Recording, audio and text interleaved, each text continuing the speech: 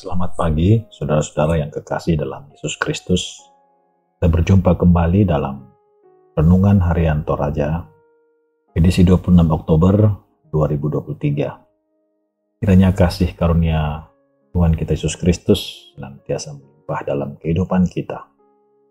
Sebelum kita membaca dan merenungkan kebenaran firman Tuhan, mari kita minta pertolongan Roh Kudus.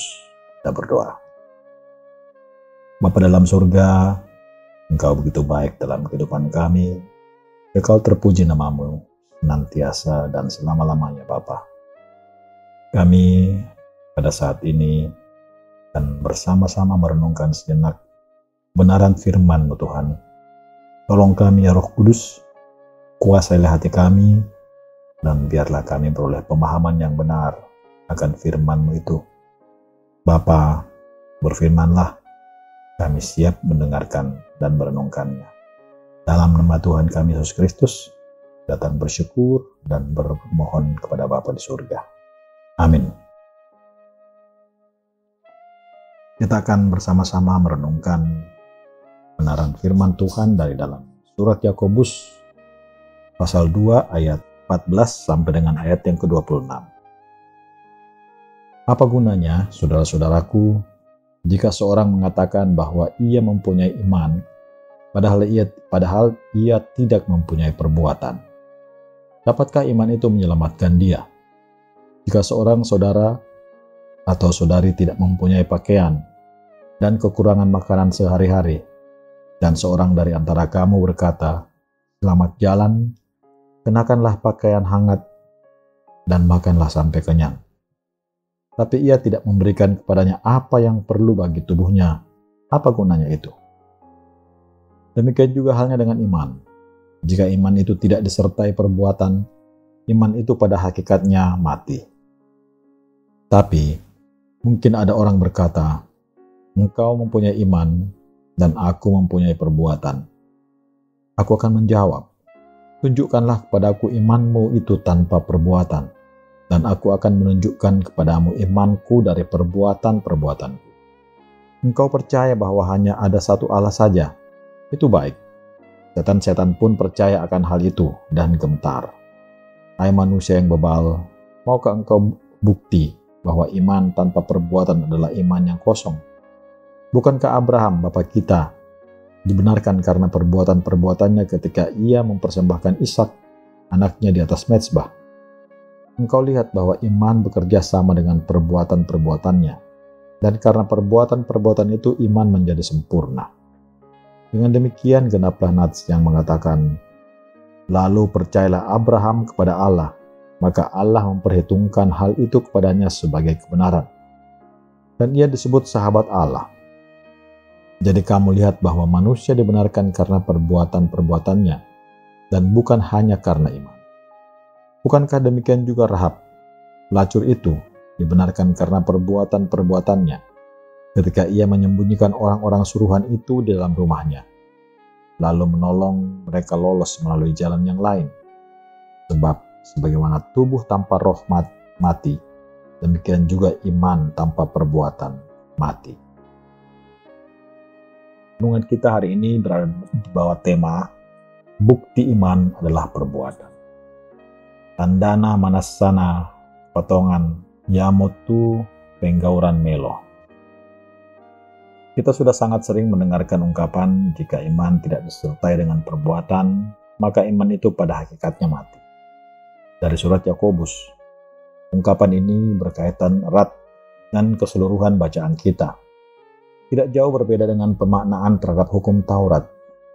Keseluruhan surat ini juga menekankan nasihat dan petunjuk hidup bagi orang-orang percaya yang tersebar di Kekaisaran Roma. Pada pasal 2 ayat 14-26, Yakobus berusaha menjelaskan bahwa beriman berarti bertindak dalam kebenaran. Menurutnya, iman tanpa perbuatan yang benar adalah iman yang mati. Yakobus menantang orang-orang percaya untuk mewujudkan perintah untuk mengasihi sesama manusia seperti diri sendiri. Ajaran tersebut berakar pada kasih Allah dalam Yesus Kristus yang sempurna.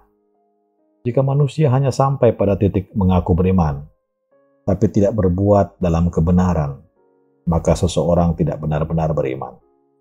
Teks ini sendiri dikaitkan dengan pengakuan iman Abraham.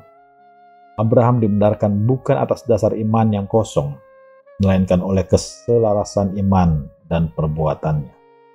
Perbuatan Abraham menjadi teladan dalam menyatakan keberimanan kepada Allah di dalam Yesus Kristus. Lalu, bagaimana wujud iman dalam perbuatan? Perkataan atau ucapan yang tidak konkret dan selaras dengan perbuatan yang baik adalah omong kosong.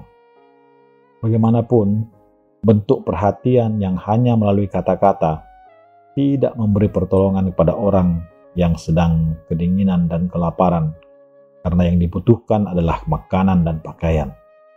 Jadi, selaku orang yang mengaku percaya kepada Yesus Kristus, kita tidak berhenti sampai pada pengakuan di mulut, melainkan pengakuan itu berdiri dan duduk bersama di dalam perbuatan kita.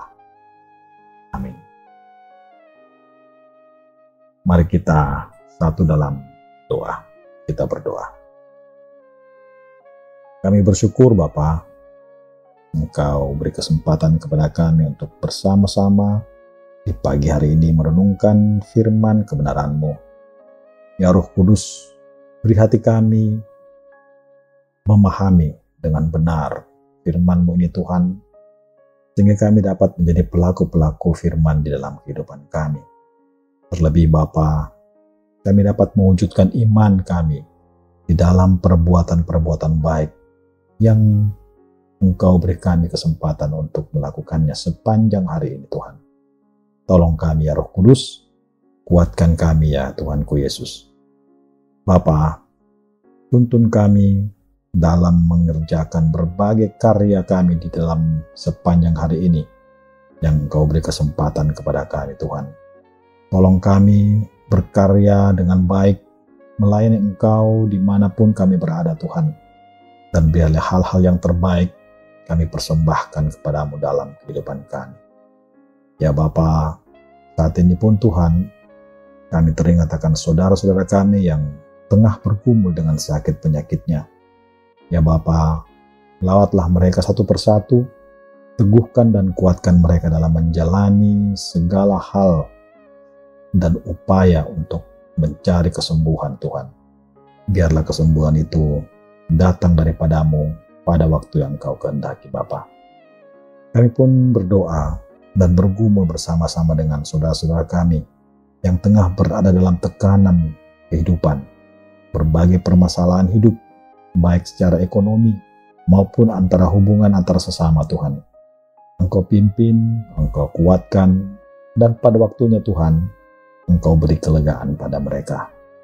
Bapa, kami pun datang bersuka cita bersama dengan saudara-saudara kami yang tengah merayakan hari ulang tahunnya pada hari ini ataupun di hari-hari yang lalu dalam minggu ini. Tuhan, Engkau telah menyertai mereka selama setahun, dan biarlah penyertaan itu tetap berlaku dalam sepanjang kehidupan mereka. Bimbing, kuatkan dan teguhkan senantiasa dalam menjalani kehidupan mereka, dan biarlah sukacita dan damai sejahtera-Mu senantiasa mereka alami dalam kehidupannya. Ya Bapa dalam surga, saat ini pun kami datang berdoa bersama-sama bagi pelayanan di dalam jemaat-Mu Tuhan. Segala program yang telah disusun, telah dirancangkan, kiranya Engkau berkati dan dapat kami kerjakan dengan sebaik-baiknya. Khususnya dalam waktu dekat ini Bapa, para guru-guru sekolah minggu akan mengadakan retreat pendek untuk menguatkan dan membina kebersamaan mereka dalam melayani Engkau, membimbing anak-anak kami di dalam jemaat kami. Biarlah semua dapat berjalan dengan baik oleh tuntunan Roh-Mu yang kudus, ya Bapa. Begitu juga pembangunan fisik yang tengah berjalan. Tuhan, Engkaulah yang melengkapi kami, Engkaulah yang menyediakan segala hal yang kami butuhkan. Ya Bapa, ke dalam tangan-Mu kami serahkan segala sesuatu yang kami upayakan ini. Tuhan, Kami pun berdoa bagi bangsa dan negara kami. Tuhan tetap memimpin dan membimbing para pemimpin yang telah Engkau tentukan bagi kami. Dan khususnya Tuhan, menjelang pesta demokrasi, pemilihan umum yang akan kami jalani di tahun mendatang, Tuhan, Engkaulah yang campur tangan, Engkaulah yang menuntun bangsa ini Tuhan, dan Engkau yang menentukan pemimpin kami untuk mengantar kami menjadi bangsa yang besar, bangsa yang berkeadilan, dan bangsa yang senantiasa takut akan Engkau. Ya Bapa, kami serahkan seluruh keberadaan kami ke dalam tangan pengasihan-Mu. Tuhanlah yang berkuasa atas hidup kami, Tuhanlah yang memeliharakan jiwa kami senantiasa. Ampuni kami Tuhan, dan dengarkanlah kami. Dalam nama Tuhan kami Yesus Kristus, kami datang bersyukur, bermohon kepada Bapa di surga. Amin. Demikian renungan kita pada hari ini. Kiranya Tuhan senantiasa menyertai kita. Shalom.